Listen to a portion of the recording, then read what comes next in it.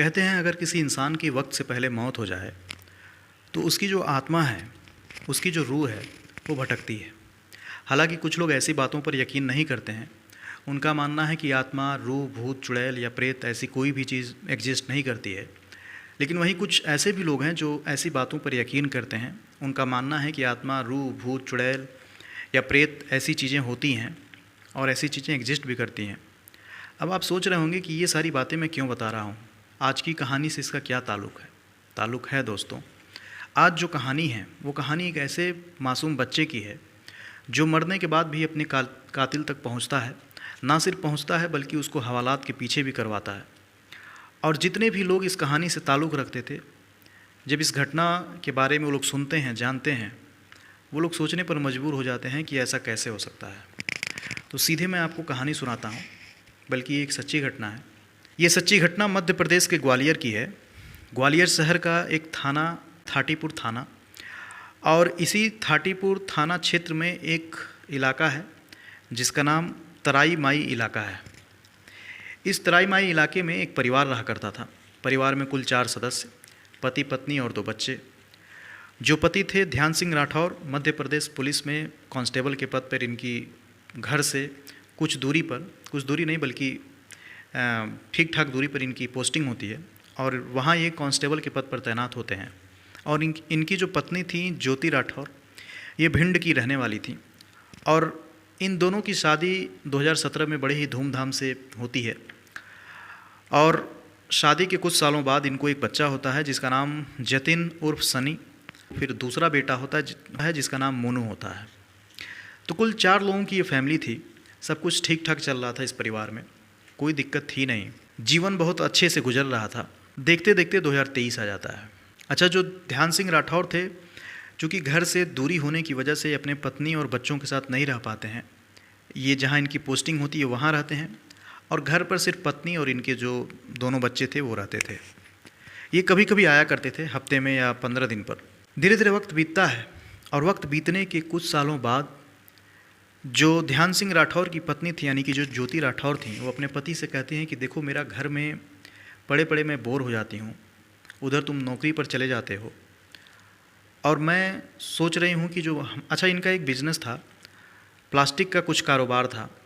और उस प्लास्टिक के कारोबार से ये इनकी जो पत्नी थी वो कुछ करना चाहती थी और कहती हैं कि देखो, ये मैं जितने भी प्लास्टिक पड़े हुए हैं इससे कोई छोटा मोटा बिज़नेस शुरू करती हूँ। उधर तुम नौकरी करना, इधर मैं बिज़नेस करूँगी, दोनों मिलकर कमाएंगे, जीवन अच्छे से पैसा कमाएंगे तो गुजरेगा। ध्यान सिंह राठौर अपने पत्नी से कहते हैं बिल्कुल तुम ठीक कह रही हो, एक तरीके से अनुमति दे देते हैं।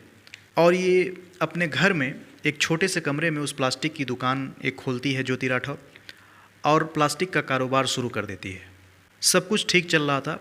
उधर ध्यान सिंह राठौर अपनी नौकरी कर रहे थे, इधर जो ज्योति राठौर थी अपने बच्चों के साथ एक घर के कमरे में एक छोटे से रूम में उस कारोबार को चलाना शुरू करती है। धीरे धीरे वक्त बीतता है। 17 में इनकी शादी होती है। फिर इनके कुछ सालों बाद जो बड़ा बेटा होता है, फिर इनको दूसरा बेटा होता है। देखते देखते वक्त बीतता है और 2023 आ जाता है। 2023 में ध्यान सिंह राठौर के घर में एक पार्टी होती है, एक फंक्शन होता है। उस फंक्शन में सभी लोग डांस कर रहे थे, कुछ लोग खाना खा रहे थे, कुछ लोग म्यूजिक पर एंजॉय कर रहे थे। लेकिन तभी अचानक रात के लगभग 8:15 पर छत से जो इनका बड़ा बेटा था, न जाने कैसे उसको छत से फेंका जाता है या खुद गिरता है और गिरने के बाद उसकी हालत नाजुक बन जाती है।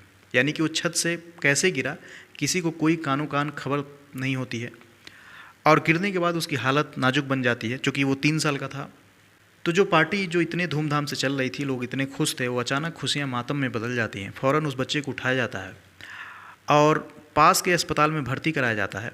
उस अस्पताल का नाम था जयरोग हॉस्पिटल और उस हॉस्पिटल में जो जतिन था उसको एडमिट कराया जाता है। लेकिन लाख कोशिश के बाद भी 24 घंटे के बाद जो जतिन था वो दम तोड़ देता है, यानी कि उसकी मौत हो जाती है। लेकिन जो हैरानी की बात थी वो ये थी कि जतिन छत से कैसे गिरा ये किसी को पता नहीं था। या क्या वो खुद से गिरा या किसी ने उसको धक्का दिया, क्या मामला था, किसी को कुछ पता नहीं। खैर, उसकी मौत के बाद सभी लोग एक दूसरे को ढांढस बढ़ाते हैं। जो ध्यान सिंह राठौर थे, जो ज्योति राठौर थी, इन लोगों का रो रो कर बुरा हाल हो जाता है। इनके जो रिश्तेदार थे वो इनको समझाते हैं। कहते हैं कि ठीक है, तुम्हें एक बच्चा है, उस पर संतोष करो, अब भगवान के आगे किसकी चली है। इस तरह की बातें शुरू हो जाती हैं। लेकिन ध्यान सिंह राठौर और ज्योति राठौर का रो रोकर इतना बुरा हाल हो जाता है कि वो कुछ सोचने और समझने की स्थिति में थे ही नहीं। खैर, वक्त बीतता है। अब ज्योति राठौर जो है वो बीमार रहने लगती है, वो नींद में बड़बड़ाने लगती है, अकेलेपन से उसको डर लगने लगता है। उसको ऐसा महसूस होता है कि उसके आसपास कोई आत्मा, रूह या साया है जो उसे परेशान कर रही है। तो ध्यान सिंह राठौर को लगता है कि बच्चे की मौत की वजह से इसको इतना सदमा लगा है कि ये मेंटली डिस्टर्ब हो गई है। वो ज्योति राठौर को डॉक्टरों से दिखाते हैं। डॉक्टर कहते हैं ये बिल्कुल ठीक है, आप इनको घर ले जाइए। फिर भी इनकी तबीयत में कोई सुधार नहीं होता है। फिर वो मनोचिकित्सक को दिखाते हैं। मनोचिकित्सक भी बोलता है ये बिल्कुल ठीक है, इनको कोई दिक्कत नहीं है, आप इनको घर ले जाइए। तमाम कोशिश के बाद, डॉक्टरों को दिखाने के बाद, मनोचिकित्सक को दिखाने के बाद जब इनकी हालत में कुछ सुधार नहीं होता है तो ध्यान सिंह राठौर फिर तांत्रिक, ओझा, सोखा और मौली की तरफ रुख करते हैं और ऐसे भी दिखाने की कोशिश करते हैं। वहाँ पर भी दिखाने के बाद, यानी कि मौली और तांत्रिक को दिखाने के बाद जब कोई फ़ायदा नहीं होता है, तबीयत में कुछ सुधार नहीं होता है, तो भी वक्त पर छोड़ देते हैं। लेकिन एक रोज़ ज्योति राठौर अपने पति से कहती हैं कि देखो, मैं तुम्हें कुछ बताना चाहती हूँ। मैं बताना चाहती हूँ कि हमारे बेटे की मौत कैसे हुई थी। अब ये जैसे ही बात ध्यान सिंह राठौर सुनते हैं, अब वो हैरान परेशान, कहते हैं बताओ क्या बात है। ज्योति राठौर कहती है कि जिस रूम में मैं प्लास्टिक का कारोबार करती थी उसमें किसी आत्मा का या किसी रूह का साया था और उसने मुझे मजबूर किया। जिस रोज़ हमारे घर में पार्टी थी, उस आत्मा ने मुझे फोर्स किया। उस आत्मा ने बल्कि मुझसे कहा कि तुम अपने बच्चे को छत से उठाकर फेंक दो। और न जाने मेरे दिमाग में क्या आया, मैंने अपने बच्चे को छत से उठाया और उठाकर फेंक दिया। अब जैसे ही ध्यान सिंह राठौर ये बात सुनते हैं, उनको कुछ दाल में काला लगता है। पहले तो वो इमोशनली सोचते हैं, उनको लगता है कि उनकी पत्नी अपने बच्चे की मौत से इतने सदमे में है कि शायद अपने बच्चे की मौत की जिम्मेदारी खुद ले रही है और कहीं ना कहीं अपने बच्चे की मौत से इतना ज़्यादा दुखी है कि वो ऊल जुलूल बातें कर रही है। लेकिन ध्यान सिंह राठौर पुलिसिया, चूँकि खुद वो मध्य प्रदेश पुलिस में कांस्टेबल थे, ये बात वो कुछ समय के बाद पास में ही एक थाना था, थाटीपुर थाना, उस थाने में जाते हैं और जाने के बाद पुलिस वालों से पूरी बात बताते हैं कि साहब, मेरी पत्नी, मेरा बच्चा कुछ दिन पहले जिसकी मौत हुई है, लगभग 2 महीने बाद मेरी पत्नी कह रही है कि उसको किसी आत्मा ने फोर्स किया, उसको किसी आत्मा ने प्रेशराइज़ किया कि मेरे बच्चे को उठाकर फेंक दो, और उसने उठाकर फेंक दिया। जैसे ही पुलिस वाले ये बात सुनते हैं, फ़ौरन ज्योति राठौर को हिरासत में लेते हैं। उससे पूछताछ होती है। वो बताती है कि साहब, जिस कमरे में मैं प्लास्टिक का कारोबार करती थी उसमें एक आत्मा का साया है, एक भूत है जिसने मुझे मजबूर किया कि तुम अपने बच्चे को छत से उठाओ और उठाकर फेंक दो। पुलिस वाली बात सुनते हैं तो पुलिस वालों को दाल में कुछ काला नज़र आता है। खैर, ज्योति राठौर को जेल भेज दिया जाता है।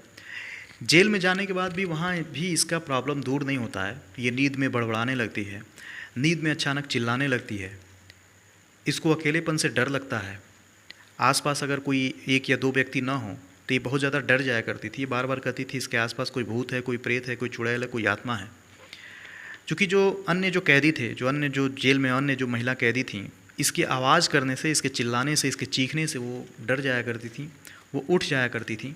अब देखते देखते 4 महीने बीत जाते हैं। जतिन की मौत के 4 महीने बाद फिर ये पुलिस वालों से कहती है कि साहब, मेरे बच्चे को मैंने ही मारा है और मैंने ही उसको छत से फेंका है।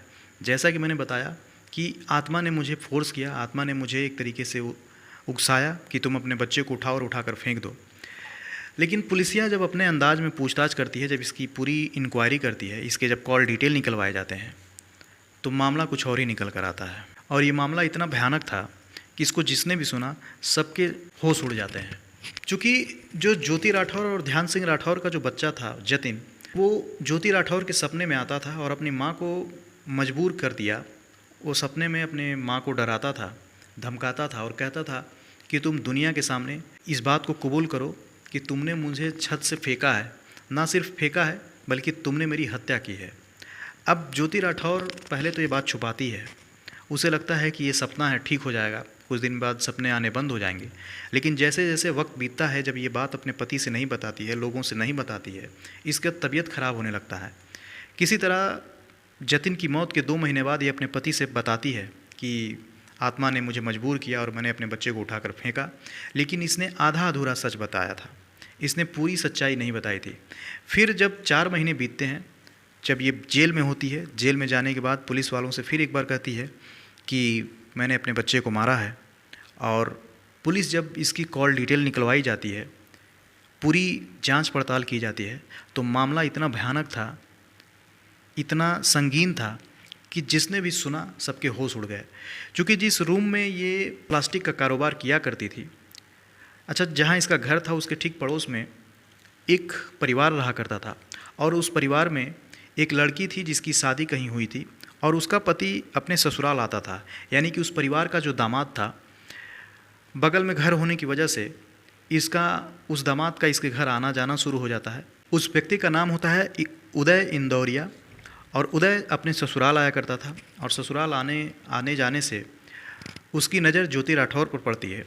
और चूँकि बगल में घर होने की वजह से ये दोनों में पहले मुलाकात होती है, पहले हेलो हाय होता है, और फिर ये हेलो हाय दोस्ती में बदलता है, और दोस्ती में बदलने के बाद इन दोनों के बीच नाजायज़ संबंध यानी कि अनैतिक रिश्ते कायम हो जाते हैं। चूँकि जो ज्योति राठौर के पति यानी कि जो ध्यान सिंह राठौर थे, वो अपने जॉब पर होते थे, और ये अपने बच्चों के साथ अकेली होती थी, और बगल में घर होने की वजह से जो उदय इंदौरिया था वो इस बात का फ़ायदा उठाता है, क्योंकि वो ससुराल था बगल में, और बगल में होने की वजह से इन दोनों में काफ़ी ज़्यादा बातें शुरू हो जाती हैं। ये दोनों मिलने लगते हैं, और इन दोनों के बीच अवैध संबंध स्थापित हो जाते हैं।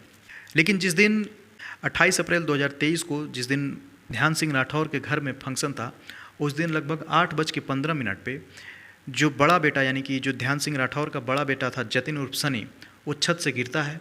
वो गिरता है या किसी ने फेंका। तो बात ये थी कि जिस दिन ध्यान सिंह राठौर के घर में फंक्शन था, उस फंक्शन में सारे लोग नीचे, गाना बज रहा था, कुछ लोग खाना खा रहे थे, कुछ लोग म्यूजिक पर डांस कर रहे थे। लेकिन जो ध्यान सिंह राठौर की पत्नी थी ज्योति राठौर, छत के कमरे में जाती है और अपने प्रेमी का इंतज़ार करती है, यानी कि जो पड़ोसी जो दामाद था उसका इंतज़ार करती है। चूँकि बगल में घर होने की वजह से वो दीवार फान कर आता है, और आने के बाद ये दोनों एक तरीके से आपत्तिजनक हालत में होते हैं। लेकिन जो इसका बड़ा बेटा था 3 साल का जो जतिन, वो माँ माँ पुकारते हुए छत पर जाता है, और छत पर जाने के बाद वो देखता है कि उसकी माँ एक पड़ोस के अंकल हैं, उनसे आपत्तिजनक हालत में है। वो बच्चा कुछ समझ नहीं पाता है और देखकर हैरान परेशान हो जाता है, क्योंकि वो सोचने समझने की स्थिति में नहीं था। लेकिन जैसे ही ज्योति राठौर ये देखती है कि उसके बच्चे ने उसको इस हालत में देख लिया, ना वो आओ देखती है ना ताओ देखती, सीधा अपने बच्चे को उठाती है हाथ में, और उठाने के बाद छत से फेंक देती है। चूँकि 3 साल का बच्चा अब कितना ही दम होगा, नीचे गिरने के बाद उसकी हालत नाजुक बन जाती है, और 24 घंटे के अंदर ही अंदर उसकी मौत हो जाती है। डॉक्टर उसको बचा नहीं पाते हैं। लेकिन उसकी मौत होने के बाद वो ना सिर्फ ज्योति राठौर के सपने में आया, बल्कि उसको मजबूर किया कि पूरी सच्चाई तुम बताओ। अच्छा, जब ये छत से फेंकती है, फेंकने के बाद ये फ़ौरन नीचे जाती है और रोना धोना शुरू कर देती है, एक तरीके से नाटक शुरू कर देती है, और चीख कर चिल्ला कर रोना शुरू कर देती है। किसी को कुछ समझ में नहीं आता है। लोग समझते हैं कि अपने बच्चे के गम में ये रो रही है, लेकिन कहीं ना कहीं वो एक्टिंग कर रही थी। लेकिन उसकी सारी एक्टिंग धरी की धरी रह जाती है, और सपने में जतिन इसको आता है, परेशान करता है, इसको डराता है। इसकी हालत ये हो जाती है कि अकेले सोने पर भी ये डरती थी।